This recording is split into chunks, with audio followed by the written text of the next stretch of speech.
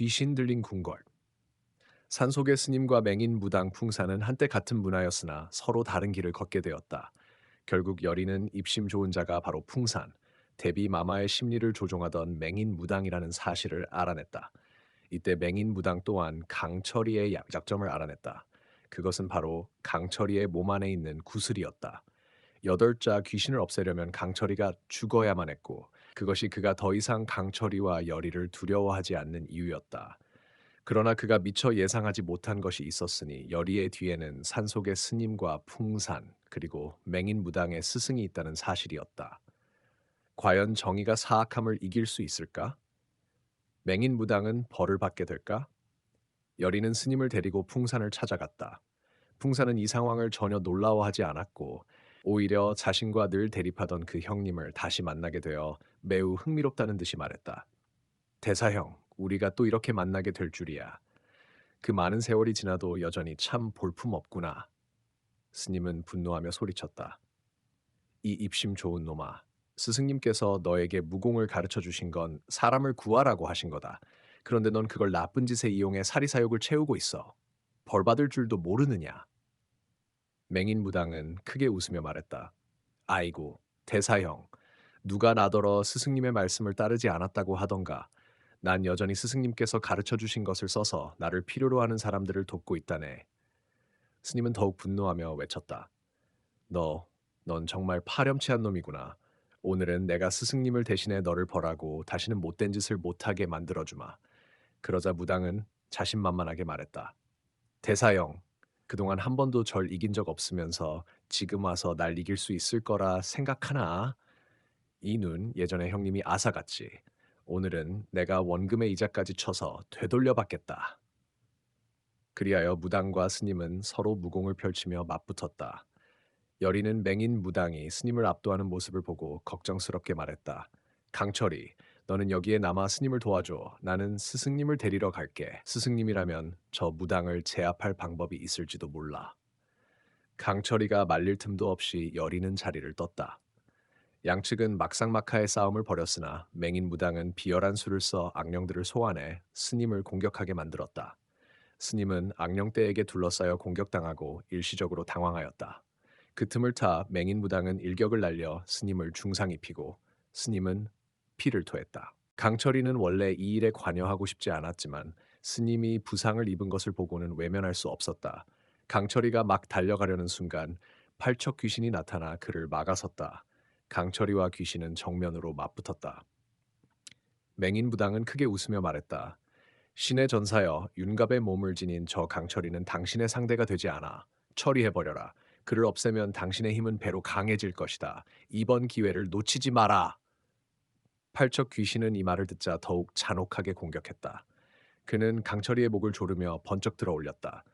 강철이의 영혼은 심하게 손상되어 요력을 쓸 수 없었고 그저 힘없이 버틸 수밖에 없었다. 바로 그때 여리가 스님과 풍산의 스승을 데리고 나타났다. 스승님을 보자마자 한 줄기 빛이 번쩍이며 팔척 귀신을 공격했고 귀신은 곧바로 어둠 속으로 사라졌다. 풍산은 놀란 듯 말했다. 신의 전사여, 무슨 일이 생긴 거요? 신의 전사. 팔척 귀신은 분노에 차서 불꽃을 꺼트렸다. 맹인 무당은 이를 보고 외쳤다. 또 너냐? 너만 나타나면 신의 전사가 상처를 입는다. 이번엔 반드시 널 없애 신의 전사의 한을 풀어주마.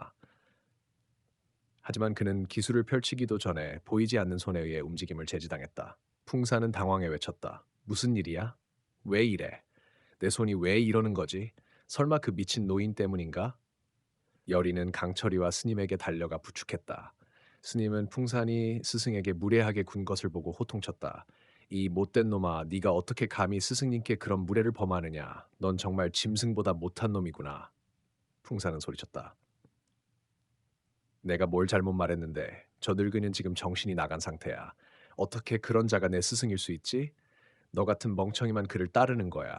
이 늙은이, 당장 날 놔라! 안 그러면 신의 전사가 널 삼켜버릴 거다. 그 순간 스승은 다시 어리숙한 상태로 돌아왔고 풍사는 그 틈을 타 자유로워졌다. 그는 말했다. 오늘은 운이 좋았다고 생각해라. 하지만 다음엔 이렇게 끝나지 않을 것이다. 말을 마친 그는 사라졌다. 여리는 말했다. 우리는 강철이를 데려가야 해. 그가 다쳤어. 산 위 동굴에서 강철이는 부상을 치료하며 누워 있었고 여리는 스님을 찾아가 풍산에 대해 물었다. 정말 뜻밖이네요. 스님과 풍산이 그런 관계였다니요. 제가 무례한 말을 했을 수도 있지만 왜 스승님은 풍산 같은 악한 자에게 무공을 가르치신 건가요? 스님은 길게 한숨을 쉬며 말했다. 이야기하면 길다. 그때는 나는 어릴 적부터 스승님께 거두어져 스승님을 따라 많은 곳을 다녔지. 그날 밤 나는 물을 뜨러 개울가에 갔다가 우연히 중상을 입은 풍산을 발견했어. 그가 불쌍해 보여서 스승님께 데려와 치료를 부탁했고 스승님은 그를 도와주셨지.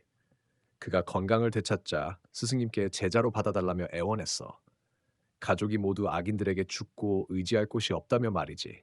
결국 내가 스승님께 간청해서 풍산을 받아주시게 했고 스승님은 그에게 무공을 가르쳐 주셨어. 그는 나를 대사형이라 부르며 따랐고 모든 게 평온해 보였지. 하지만 어느 날 그는 스승님의 비급을 훔쳐 달아났어. 그뿐만 아니라 그 비급을 손에 넣기 위해 스승님께 독을 먹여 중상을 입히기도 했지. 그 일로 스승님은 정신이 오락가락하며 미친 사람처럼 변하셨고, 하지만 나는 믿고 있어. 스승님은 지금도 풍산에 대해 모든 걸 기억하고 계실 거야. 그리고 나는 풍산의 본 모습을 알게 된 후 스승님의 복수를 다짐했지. 그렇게 인연이 닿아 내 외할머니를 만나게 되었단다. 그분은 정말 훌륭한 퇴마사셨고 그녀 덕분에 풍산을 찾아낼 수 있었어. 하지만 풍산은 끝까지 변하지 않았지. 그는 스승님의 비급과 자신의 힘을 이용해 수많은 악령을 불러 모았고 그들을 키워서 이익을 취하고 있었어. 나와 그가 대결했을 때 외할머니의 도움으로 풍산에게 상처를 입혔고 그의 두 눈을 잃게 만들었지. 그가 그 일로 괘씸하길 바랐지만 그는 시각장애인 협회에 숨어들어 결국 자취를 감췄어. 나도 그가 다시는 날뛰지 못할 거라 생각했는데 어느 날 네 외할머니가 의식을 치르다 불에 타 죽었다는 소식을 듣고는 직감했지. 풍산 그놈이 모든 걸 뒤에서 조종한 거라고. 아마 팔척 귀신을 조종해 네 외할머니를 죽음에 이르게 한 걸 거야. 나는 분노했지만 스승님을 모셔야 했기에 예전처럼 마음껏 움직일 수 없었지. 그가 궁에 숨어 있을 줄은 정말 상상도 못했어. 네가 나를 찾아오지 않았더라면, 팔척 귀신 이야기를 해주지 않았더라면 아마 나는 지금도 그를 찾지 못했을 거야.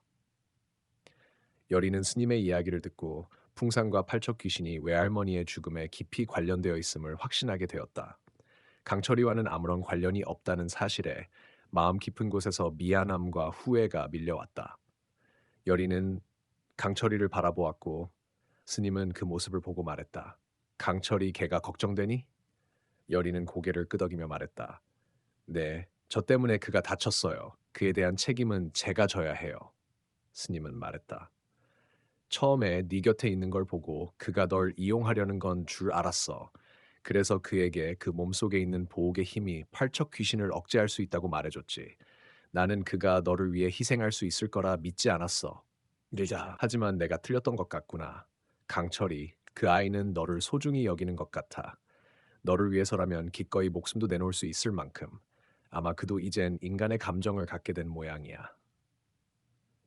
풍산에 대해 진실을 알게 된 지금 여리와 스님은 과연 팔척 귀신을 소멸시키고 풍산을 제압할 방법을 찾아낼 수 있을까? 계속된 손상으로 강철이는 위험에 처하게 될까? 앞으로 어떤 전개가 펼쳐질지 시청자 여러분 다음 영상에서 확인해 주세요. 감사합니다. 또 뵙겠습니다.